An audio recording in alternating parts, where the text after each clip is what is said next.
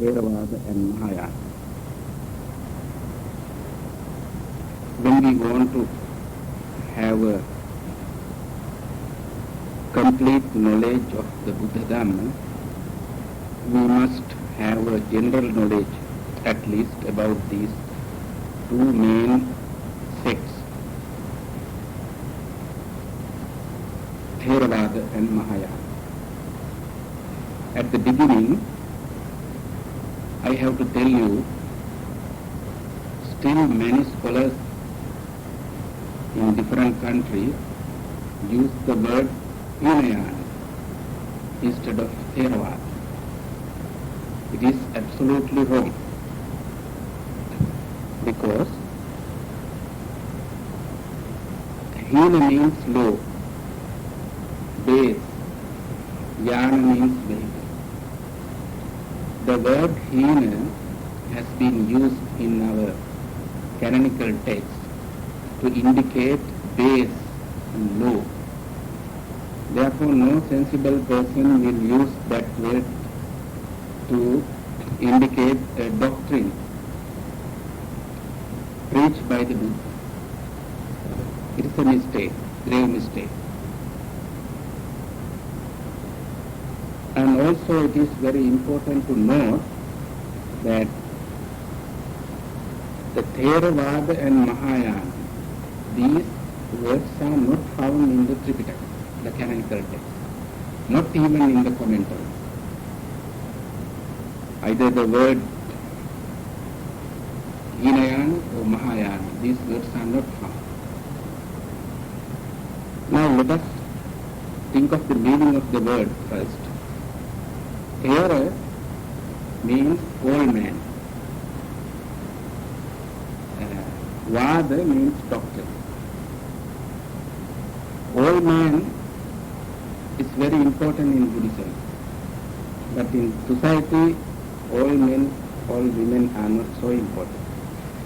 In the Sangha, especially, when a monk grow old, complete 30 years, that means after ordination, higher ordination, when he completes 30 years, he is called Thera. And when he completed 20 years after the higher ordination, he is called Mahathera. So, in the Sasana, in the Sangha, when a monk becomes old and old, he becomes more important. Not like in the other societies. For example, in Sri Lanka, generally the biggest sect is the Shyama sect. Even in the Shyama sect, the biggest chapter is the Malvatta chapter. So generally when high priest becomes the chief high priest in that chapter, he passes at least 70-75 years. So in the Sangha, when a monk becomes old, he is highly important, not like in the lay society. So Thera, it has a deeper meaning. He is old not only in age, but also in virtues. So when a monk, just after the ordination, higher ordination, after the 5 years, he is called Navaka. He is novice. In the sense, he is a beginner, Navaka. And then, after 5 years, he becomes a bhikkhu. After 10 years, he becomes a Thera. After 10 years, he becomes a Mahathera. After 20 years, after 30 years, he may call Upadhyaya. In that way, the importance increase when a monk becomes old. So what I wanted to tell you about this word, the meaning of the word Thera. So Theras are very important in the Vinaya. Theras, the elderly monks, they are very important because they are the custodians of the Dhamma. So Theravada here means the doctrine protected by the Thera. Doctrine was preached by the Buddha. So what did these Thera did? They protected the Dhamma. Therefore, the Dhamma protected by the Thera is called Theravada. The other word is Mahayana. Yana means vehicle. Maha means great. So the Mahayana, actually the other group, the opposite group, coined these two words. They themselves call the Mahayana, we are great, and you are base, so you are Hinayana. So in this way, they themselves coined these words. They are not found in canonical text, especially in Theravada canonical text or in the commentaries. Now, the misconception in all over the world, especially among Sri Lankan Buddhists, they think that apart from Theravada, what else sects are in the world, they are all Mahayana. Apart from Theravada, all the other sects are belong to Mahayana. That is a serious mistake. In many Sri Lankans believe like that. It is not true. Then you can put the question to me, apart from Theravada, apart from Mahayana, are there any other sects? Yes, there are. The Sarvastivadins are there, Mula Sarvastivadins are there, Sautantrikas are there. So apart from Mahayana and apart from Theravada, there are so many other sects. Therefore, the non-Theravada sects cannot be called Mahayana. Mahayana is one of the major sects of Buddhism.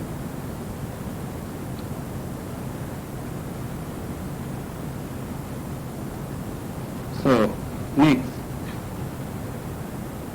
Now, this yana is vehicle, I have earlier explained.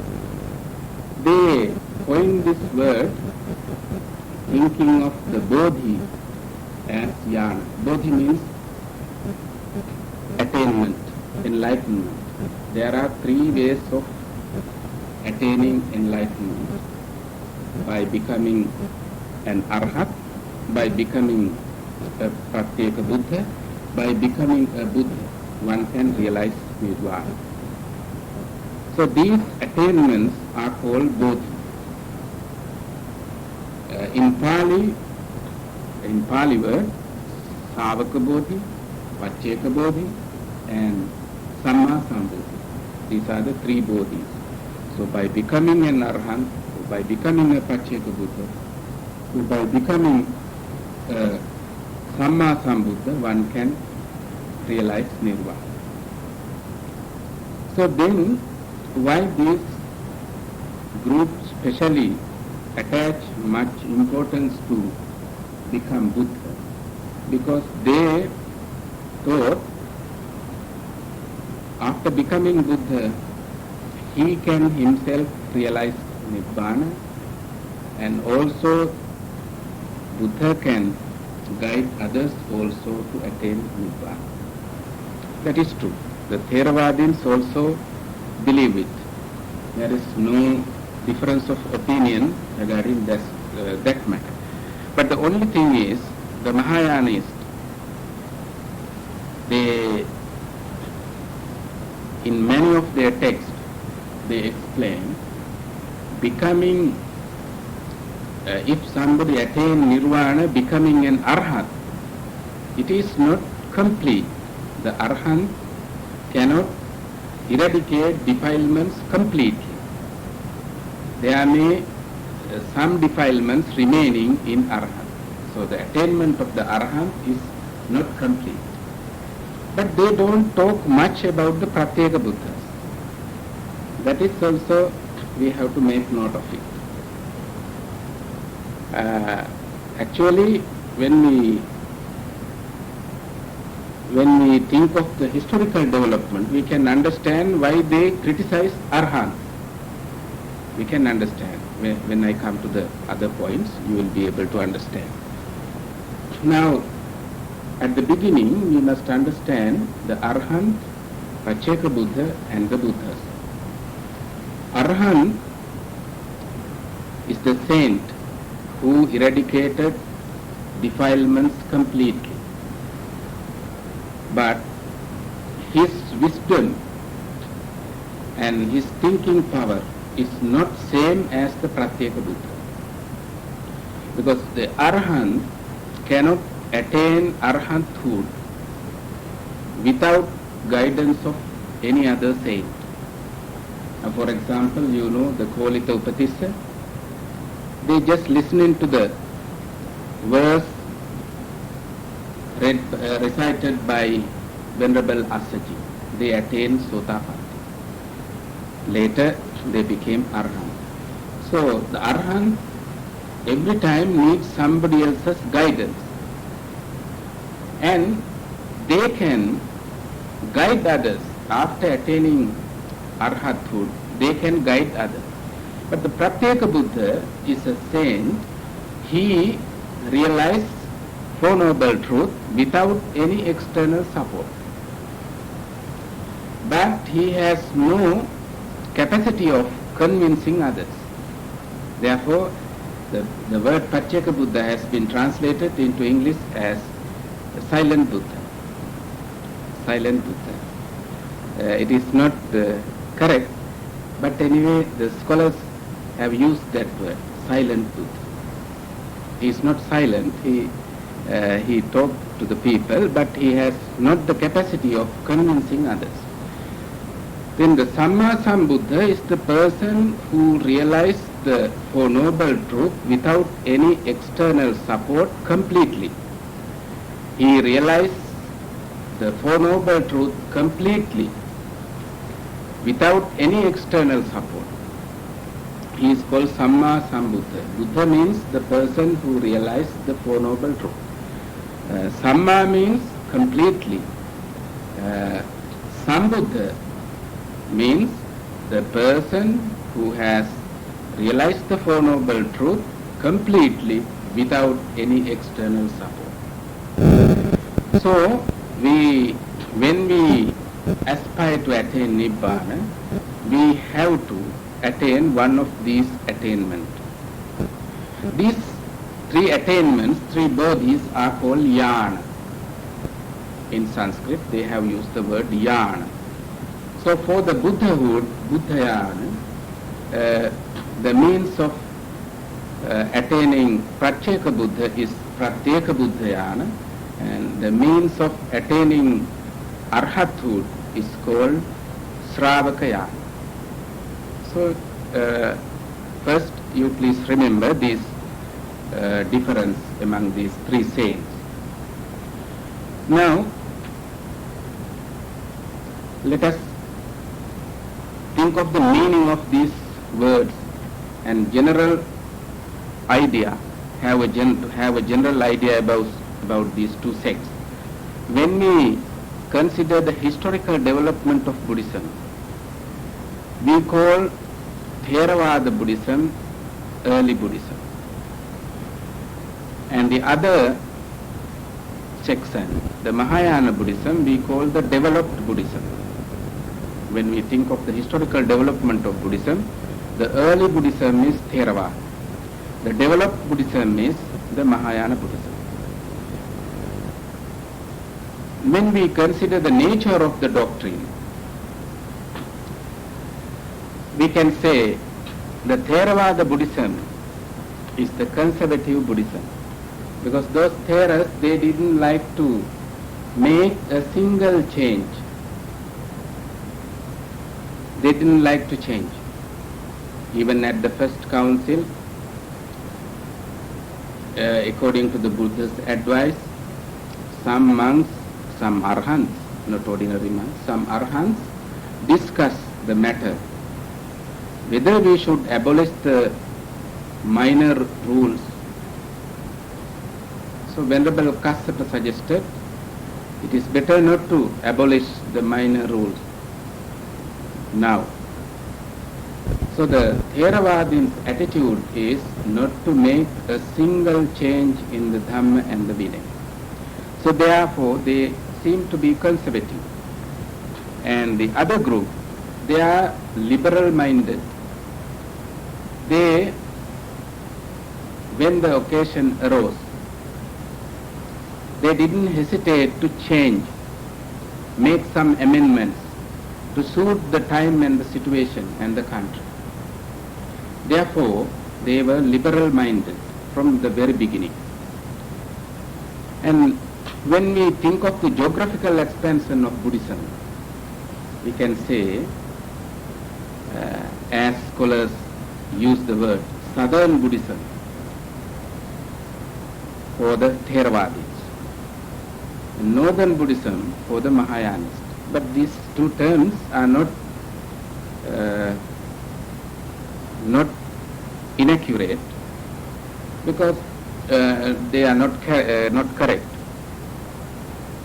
The scholars who found out some Mahayana texts from Nepal, they thought the Mahayana Buddhism developed and spread in the northern countries, and the Theravada Buddhism spread in the southern countries like Sri Lanka. But this seems to be mistake in some cases, because even in Indonesia the Mahayana Buddhism flourished. Therefore it is their division, Southern Buddhism and Northern Buddhism, is not completely correct. But anyway, now the scholars are using these two terms. Now, when we think of the means of liberation,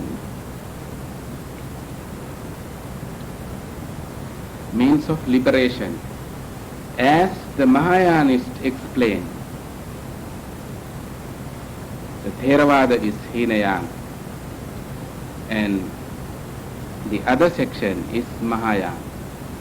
But Hinayana, when they labeled as Hinayana, they use the term for several sects, not only for the Theravadin, also for the Sarvastivadins. Sarvastivadins were another sect. They were very much popular in northern India in the first century AD, at the time of King Kanishka.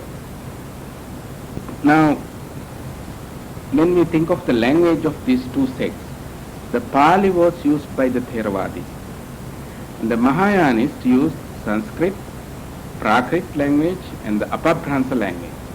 And also, Theravadin's Tripitaka we have in Pali, and the commentaries and the sub-commentaries are also in Pali language.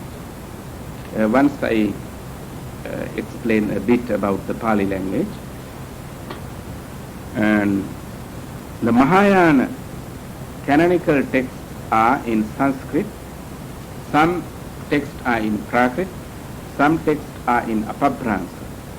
And it is very strange when the Mahayana Buddhism spread into some other countries, for example to China, to Japan, to Mongolia, to Korea. They translated the canonical texts into Chinese, Japanese, Mongolian and Korean. Now their scripture, especially in Chinese, they have the whole canonical text, but there are some differences among the texts. Now, for example, we call Digha Nikaya, they call Dirghagama. We call Madhyama Nikaya, they call Madhyamagama. We call Sangyutta Nikaya, they call Sangyuttagama. We call Anguttara Nikaya, they call Ekottaragama. We call Khuddaka Nikaya, they call Kshudrakagama. So in this way, there are differences in name, but the early Chinese Tripitaka is almost similar to Pali Tripitaka. It's very strange. But in Chinese language, we have Tripitaka translated into Chinese in 3 periods. Early Christian era, once it was translated into Chinese, and later 2 times canonical texts were translated into Chinese. And now when we compare these canonical texts belonging to the 3 periods, we can understand the development of Mahayana Buddhism. So in our institute, we have the Chinese Tripitaka, we have the Pali Tripitaka, we have the the Prakrit text. There are Chinese monks who are studying for postgraduate studies, and there is a Chinese lecturer. So sometimes we sit together and we discuss. In some cases, there are much similarity in the earlier translation. But in later texts, there are many differences because when some changes took place in India, later when they translated the Indian text into Chinese, all these changes were made in the Chinese Tripitaka too. So, about the countries, these 2 sects spread. Now, Theravada Buddhism spread in Sri Lanka, Thailand and Burma mainly. There are some small countries also in which Theravada Buddhism is spread. But mainly in Sri Lanka, Thailand, Burma, we have Theravada doctrine. And the Mahayana doctrine is still in China, Japan, Vietnam, Korea, Mongolia, Tibet and Laos, in these countries. Now, let us come to the society. In the Theravada society, we can divide the society into 2, the layman and the clergyman. Those who support the monks, they are lay devotees, and those who renounce the world, those who left home, they are called bhikkhu, monks. So the layman and the clergyman. In Sinhalese, gihi and pavidi. Gihi means the person who has a home. Pabbajita, the pavidi, the person who left home. Now, in the Mahayana societies, there are 3 sections.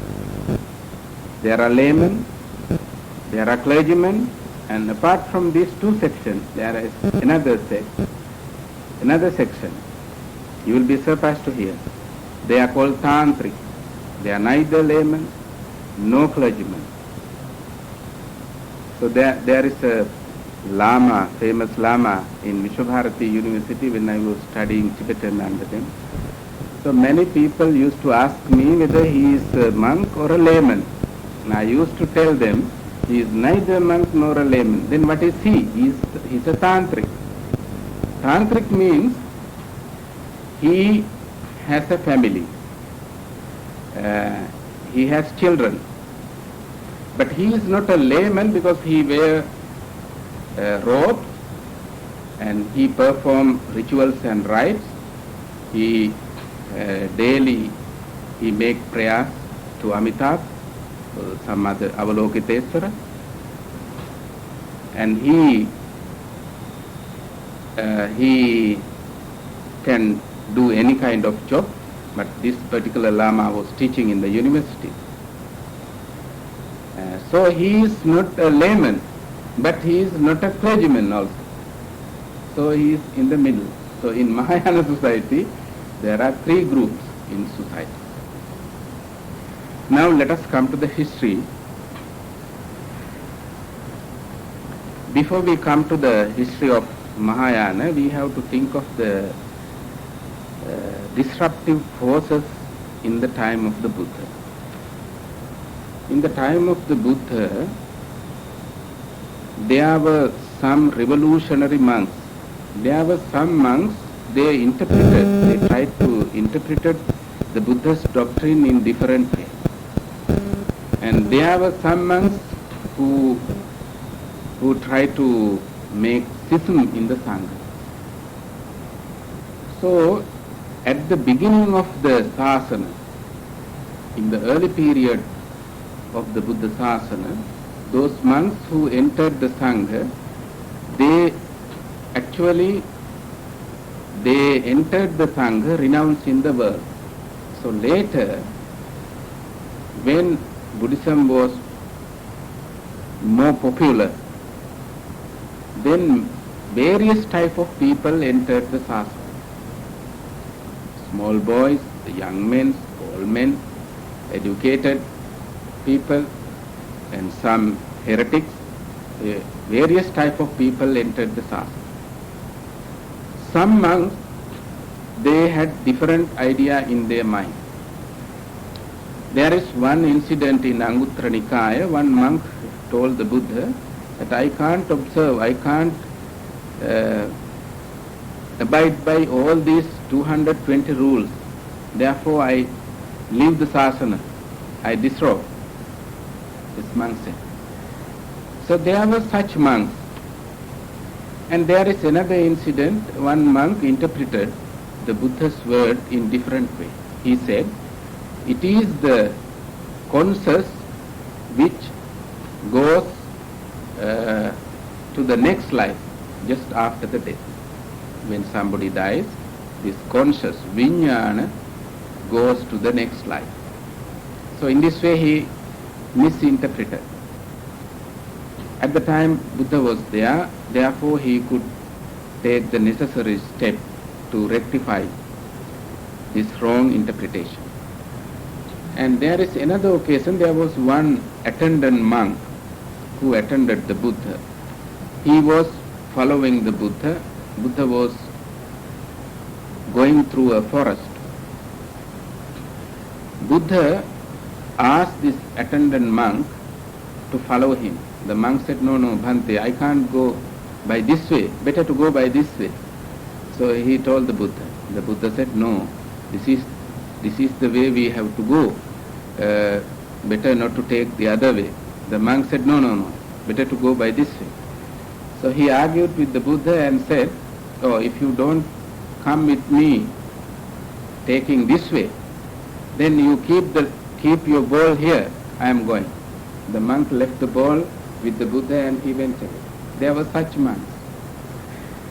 And you have much heard about Devadatta. Devadatta wanted to become the head of the Sasana. Therefore he introduced 5 vows, ascetical vows. He had a number of monks with him, his followers. One day he went to the Buddha and he suggested the Buddha, O Bhante, it is better for the welfare of the Sasana if you lay down these 5 rules. 5 rules. Then the Buddha said, no, if any monk like to follow this kind of particular rule, let him follow that rule. If not, let him not follow this rule. The Buddha gave the reply in that way. So anyway, he took some monks from the Sangha and he started another Sangha. That means he said to his followers, the Buddha did not like to lay down these very important rules. Therefore, it is better for us to follow this sort of rules and better to break away from the Buddha's disciples and we ourselves follow these rules. So Devadatta wanted to become the head of the Sasana. So even at the time of the Buddha there were some monks and there were some disruptive forces in the Sangha. So keeping this in mind, we have to think of the history of the Sasana. Because when various type of people enter in the Sangha, people come from various backgrounds, divergent cultural background. When they enter in the Sangha, they try to do something, some unnecessary things. Sometimes they try to make schism. Anyway, when we look at the history of the Sasana, the 100 years the Buddha Sasana, the Sangha remained undisrupted. Sangha remained united. After 100 years of the Buddha's great Parinibbana, there were some monks in Vesali. They wanted to relax the rules laid by the Buddha. So they introduced some practices. They are called 10 points, Dasavattu in Pali, 10 points. Actually, when we consider these points, now in the present society, they are not so important. But you can understand how far these Theravadi monks protected this Vinayic rule. They were against all these 10 points. One or two, I can tell you. One, according to Vinaya, it's a minor rule. According to Vinaya, we cannot keep food items for a long time. There are various types of food. Some medicine we can keep for a long time. But tomorrow, the food for tomorrow we can keep today for a long time. There are various types of food. Some medicine we can keep for a long time. But tomorrow, the food for tomorrow we can keep today. Okay? But these are very minor rules. So, the first point was, there were some monks, they used to carry some salt in a horn to use following day. For example, today they take some salt in the horn, keep in the horn, and they use this salt for tomorrow lunch. It is not in conformity with the Vinaya rule. It is against the Vinaya rule.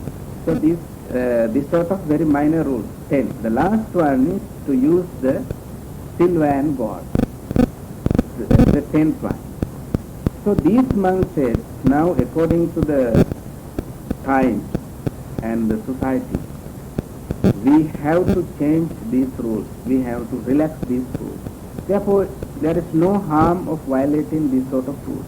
These 10 points, regarding these 10 points, they everywhere, they explain to their friends and followers, better to avoid this sort of thing. We can use money, we can use silver and gold, we can use food, we can accept food today and we can keep them for tomorrow and day after tomorrow. In that way they introduce this custom. Actually what happened, the Theravadins, they were very much against these relaxation of Vinaya rules. Therefore, the Theravadin monks did not participate in Uposatha. There is a ceremony, there is a observance among the monks. The monks, the higher ordained monks, they get together on full moon day. They perform a special Vinayic act called Uposatha. So the monks were divided. They did not attend to Uposatha. Theravadins were separated from the others. So ultimately what happened, the Theravadin monks got together and they held a council and they examined whether these practices were correct, whether these were in accordance with the Vinayic rules. Ultimately the Theravadins, those who respected Vinaya, they decided those practices were un-Vinayic. They were not in conformity with the Buddha's ethical code. But the other monks, opposite monks, they didn't like it. They didn't accept it. They challenged the others. And in that case, what happened? These opposite monks, the revolutionary monks, they were excommunicated from the Sangha. They separated from the main body and went to some other place and they held another meeting. It was called Mahasangha. Mahasangha, because the majority of the Sangha separated from the main body. So there are a majority of the monks who like to relax the Vinaya rules. Those monks were the forerunners of the Mahayana. So this incident took place just after the 100 years of the Buddha's parinirvana. These monks, later they were called Mahasanghika. The monks, the Mahasangha, when they formed a sect, they were called Mahasanghika. Now, the Theravadins are there and the Mahasanghikas are there. These were the two main sects. We can see in the development of Buddhism. So these two main sects later were subdivided into many sects. By the time of King Asoka, there were 18 sects. 18 sects. Now, let us come to Mahayana. These Mahasanghikas, they were very much disappointed with the Arahants. Because now, at the first council, the Arahants took a decision not to relax the rules. Actually, Buddha gave permission before he attained Mahaparinibbana. He gave the permission. If the Sangha like, if they agree, they can abolish the minor rules. The Buddha gave the permission. But the problem was, Venerable Ananda could not get clarified by the Buddha what were the minor rules. So, no Arahant could explain these are the minor rules meant by the Buddha, because no Arahant can understand the way of thinking of the Buddha. That was the problem. So when this matter was taken to discuss in the first council, some Arahants said, apart from the Parajika rules, other rules are the minor rules. Some said, no, leave the Parajika and Sanghadisesa, these two groups, the other rules are the minor rules. And then some said, no, including Pachitya, we have to leave the Pachitya also. Apart from those, the rest of the rules are minor rules. In this way, the various type of explanations were given. So ultimately, Venerable Kashyapa suggested better not to abolish minor rules. So this was the main conflict. So the some monks, they did not like the attitude of Venerable Mahakasyapa. But when we think of the respect of the Sangha, when we think of the welfare of the Sangha, the Venerable Kashyapa has taken a good decision, correct decision, because he said, now at this moment, now only 3 months passed away after the Buddha's parinirvana. At this time, if we abolish these minor rules, the heretics will disparage us, saying that just after the 3 months of the teacher's death, these disciples, they have changed, relaxed their Vinaya rules. Therefore, better not to abrogate these rules. That is what he meant. It is correct. So anyway, but there is something behind.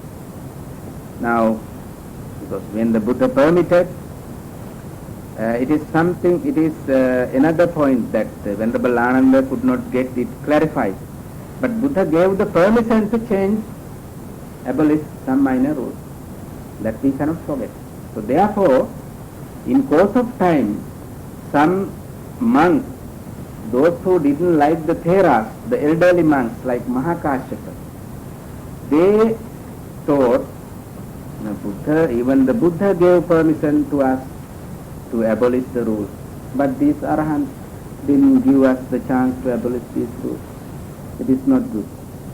They have some defilements within them, that's why they are acting like this. So this is the first time the opposite monks were suspicious about the attainment of the Arahant. In the second council, they were excommunicated.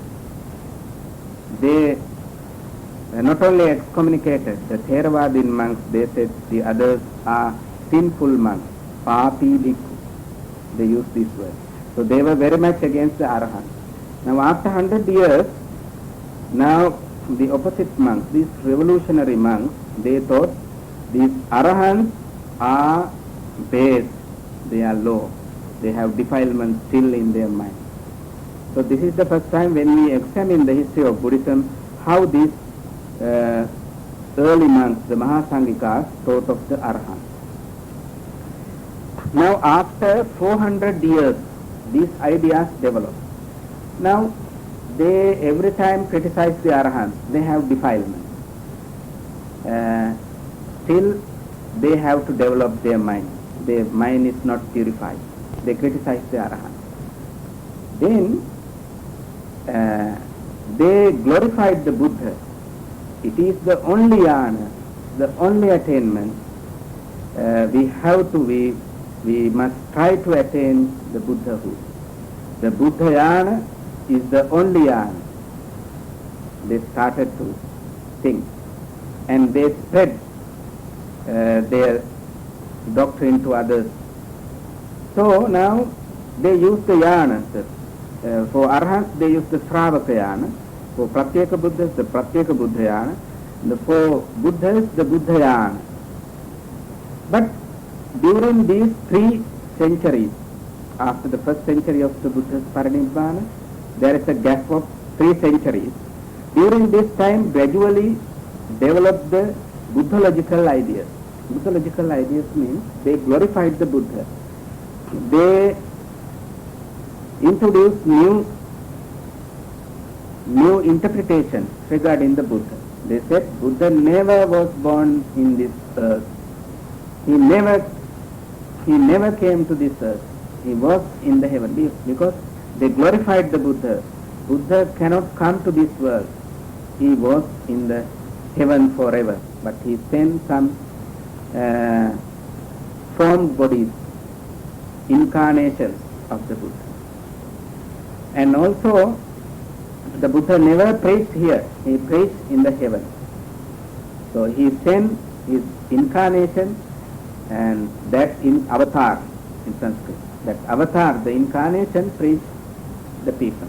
So in this way, this sort of ideas developed among this group. And also, they said, Buddha will not attain Nibbana. He will be there forever. So these ideas developed in this group. Now, in the 1st century BC, there appeared a group of books called Prajna Paramita literature. This is the beginning of the Mahayana, the original sources of the Mahayana. In these texts, the word used Ekayana, Mahaya, Ekayana, Buddhayana, Pratyeka Buddhayana, Sravakayana. These words have been used. But in these texts, there is no insulting words regarding the Theravada in this Prajna Paramita text. But they introduced these words. At the same time, in the Theravada literature also, in our suttas, the Ekayana is used. If you can remember the Satipatthana Sutta, Ekayano ayam bhikkave maggo, the Ekayana is used. So in the same way, that means that time these 2 groups, they developed their doctrine simultaneously. So they also use the Ekayana for the Buddhayana. We use Ekayana for Satipatthana, the only way to Nibbana. Then, in the 2nd century AC, we use AC, not AD. As Buddhists, we use AC after Christ. AD means Anno Domino. AC. So, the 2nd century AC, in the South India, Nagarjuna was born. The Nagarjuna interpreted this yana. Nagarjuna gave much importance to his special doctrine, Madhyamika, the voidness. He explained, he interpreted the dependent origination, Prakriti Samutpada. And he introduced this Madhyamika theory, the central conception of Buddhism. To be, we can later, some other day, we can discuss this particular doctrine.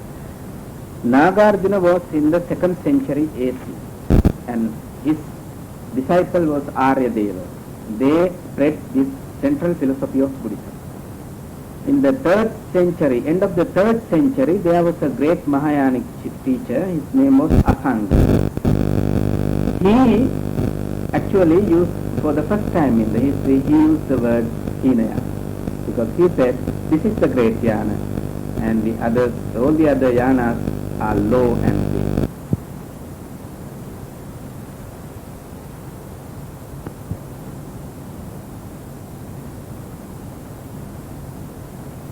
Liberation. Therefore, they are selfish. They don't think of others. That is why they individually try to have liberation. Therefore, they are selfish. They are low. They are base. But we are great because we want to become the Buddha. We are all bodhisattvas. We have the bodhisattva seed in our mind. We attain some other day Buddhahood, and we carry all these disciples to Nirvana. We make all the others also the Buddhas. Therefore, our yana is big, our path is big, our aim is big, our aim is great, our path is great, our yana is great. Therefore, this is Mahayana, the other one is. But this is not correct. Because now I have to give the reply from the Theravada. Because those who attain Arhanship, they didn't, they were not silent. After attaining Arhathood, what did they do? They guide others. They taught others. They showed others the way. You see, after the 5 Arhants, after the 60 Arhants, the first time, when the 60 Arhants appeared in the world, Buddha advised them, Charasa Bhikkhave Charikam Bahujana Hitaya Bahujana Sukhaya. O monks, you please go forward and advise the people and preach the people, convey this message to the people. So those Arahants, they walked in highways and byways. Whatever person they met, they preached them Dhamma. So they were not selfish. They could remain silent, but they preached Dhamma. They propagated Dhamma. They spread Dhamma. And they supported others to attain Nibbana. Therefore, the word selfish you cannot use. Because selfishness, one has to complete, eradicate when one becomes an Arahant. There is nothing called selfishness within Arahant. And they have forgotten, very important, the word Arahant has been used for the Buddha. It is so Bhagava Arahant. These people, these great teachers, they have forgot that. Even in the Chinese Tripitaka, the Itipiso Bhagava Arahant, this line is there. So the word Arahant has been used for the Buddha as an epithet. So how can it be the Arahant become selfish? It is absolutely wrong. So anyway, in the history, when we examine the history, for the first time, this great teacher, Asanga, he was a great teacher, no doubt.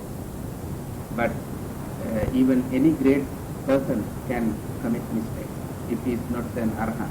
Even an Arahant sometimes commits some mistakes. So Asanga's disciple was Vasubandhu. He was in the 4th century.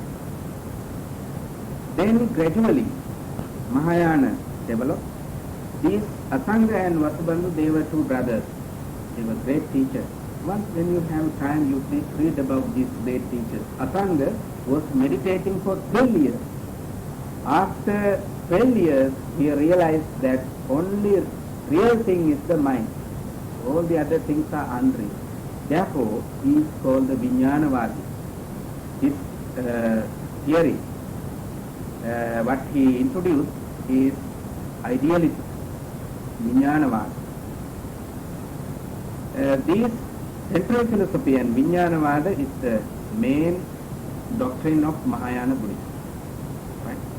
Now, after this, some Mahayana texts were composed. 9 Mahayana texts were composed.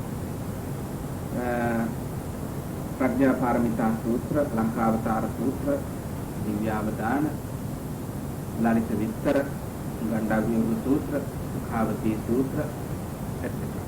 9 Mahayana texts.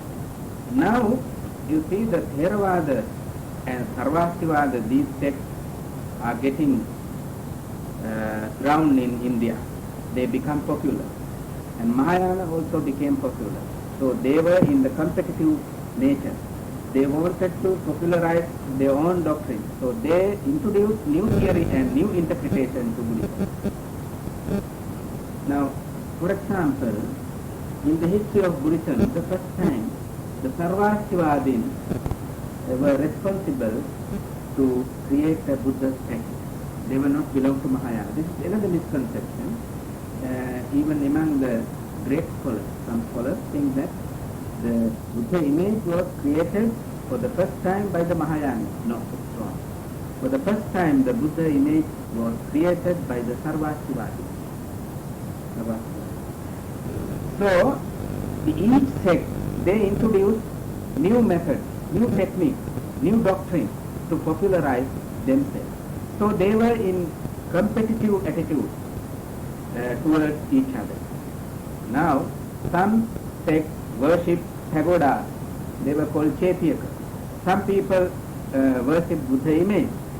Some people popularize the doctrine introducing stories, Jataka stories. So the Jataka book developed in this way.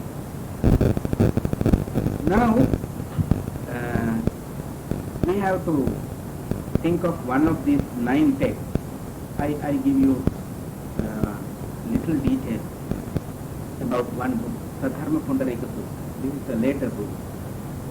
So this book discusses the difference between the Theravada, the Hinayana and the Mahayana. Very important chapter, the second chapter of the Sadharma Pundarika Sutra. The Buddha says, Buddha gives a sermon to the monks. Sariputra, Venerable Sariputra, Venerable Maudgalyayana, Venerable, they are all the names are in Sanskrit. Venerable Anya, Ajnata Kaundinya, Anya Kondanya in Pali. The whole the Arhants were there. So they said, O monks, at the beginning, when you were not ripe in your wisdom, at that stage, I preached, there are 3 attainments, 3 bodhis, Travaka bodhi, Pratyeka bodhi and Samma Sambodhi. But now, O monks, now I am telling you, there is only one bodhi. One can, by this bodhi only one can realize nirvana. Ekang hi yanam ditiyang na vidyate. Nahi na yanena nayanti buddha. This is the verse in Sadharma Pundarika in Sanskrit. Ekang hi yanam ditiyang na vidyate. There is only one yana, there is no second yana. Nahi na yanena nayanti buddha. The Buddhas, they don't take others by the low yana. The Buddhas take disciples to nirvana by the great yana, that is the Mahayana, the Buddha preached. This is a later composed text, you know. Then the Venerable Sariputta was suspicious whether the Buddha is possessed by the Mara.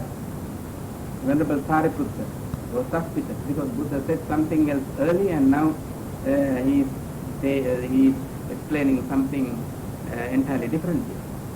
Then the Buddha said, no, Sariputta, you don't misunderstand me. I am not possessed by the Mara. It is truly, I am telling you, there is only one jnana. Then what happens? Venerable, it is explained in the text. Venerable Anya Kondanya, he got very angry. And he stood up and he left the hall. Then the Buddha says, let all these arrogant arhants go away from this assembly. Arrogant arhants. He said. So this text was composed in very later age, the later development of Buddhism. So in this text, the composer of the text tried to convince the others the importance of the Mahayana. Now at the end of the sermon, what happened? Another monk asked, "Oh Buddha, earlier you said something else, now you are telling an entirely different thing. Now you are not committing the sin of telling lies?" Then the Buddha said, no, I am not telling a lie. This is the Upaya Kaushalya, this is the wisdom of the Tathagata. Because at that stage, if I introduce this Buddhayana, you won't be able to understand. Now you are right. Now you are suitable, you are developed. Therefore, you can understand this Buddhayana. So this is in the second chapter of Tattva. So, in introducing these texts, they explain the importance of Mahayana, the Buddhayana. But as Theravadins, we accept becoming a Buddha, one can attain the highest, one can realize the highest truth, and he can also convince others, he can also guide others. No, there is no difference in Theravada Buddhism. But only thing is that they think that the Arahants, they are not completely eradicated the defilement. So that we don't agree. And now I have to come to the other point. Now they have not criticized the Pratyeka Buddha. It is very strange. The Pratyeka Buddha, they cannot guide others. They cannot preach others. They have no capacity of convincing others. But these Mahasanghikas, they didn't criticize Pratyeka Buddha, they only criticized Arahants. The reason is that because the Arahants became prominent in the assembly of the Sangha. That's the reason. So now, after the 8th century, this Mantrayana developed. Now, you have to keep in your mind, from the beginning up to the 8th century, the Mahayana text and the Mahayana doctrine is important because they didn't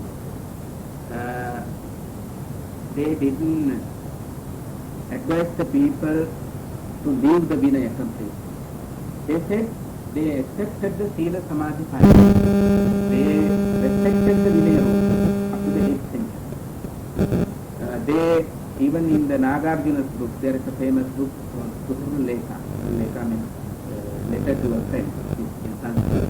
So in that book, Nagarjuna explains one has to observe Sila and then Samadhi. One has to develop Samadhi, then come to Prajna. But in Prajna, one has to understand the Madhyamika Pratipada, that is the voidness, the emptiness. He explained in that. So, this Mahayana monks, the teachers, they were ordained in the Sarvastivadin sect. So, they observed the Vinaya rules. Now, from the 4th century onwards, in India, the Tantric system, Hindu Tantra, came into power because it was very popular. Hindu Tantric system. They introduced Panchamakaras. Panchamakaras. Makaras means the word starting from ma, matsya. Matsya is fish. Man, flesh. Majja, alcoholic drink. Mudra, symbol. Maithuna, sexual intercourse. These 5 things. One has to practice these 5 things to attain the liberation. Tantric people, and they have 3 ratnam in them. 3 ratnam, Pura ratnam, ratnam, Devo Manavata. These Hindu Tantric people introduced 3 ratnam, triple gem. The first one is 3 ratnam, women. Pura ratnam, the alcoholic drink. And the third one is the god of Cupid, Kamadeva. Right? So by practicing these things, they can attain Nibbana, the highest bliss. So the Hindu Tantric teachers introduced these things. Now, in the later Buddhism, the Buddhism mixed up with this Tantric practice. Then what happened? The Buddhist Tantric, they started it is better not to observe any type of Vinaya rules. They are ascetical vows. We need not to practice ascetical vows. We must not observe celibacy. Better to practice these tantric mantras and attain Nibbana. So they introduced a formula, just reciting a mantra, they can attain Nibbana. Several times uttering the mantra. They are called dharani. Dharani. So these words have a mystical meaning and mystical power. So by uttering these words, they can attain Nibbana. So now the practitioners have gone.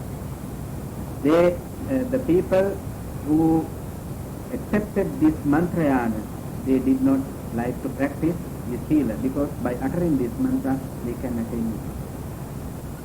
So later, in the 8th century, for the first time, the Manjul Sri Mulakalpa, the book was composed. In that book, it is very clearly explained that uttering the mantra, one can attain Nibbana.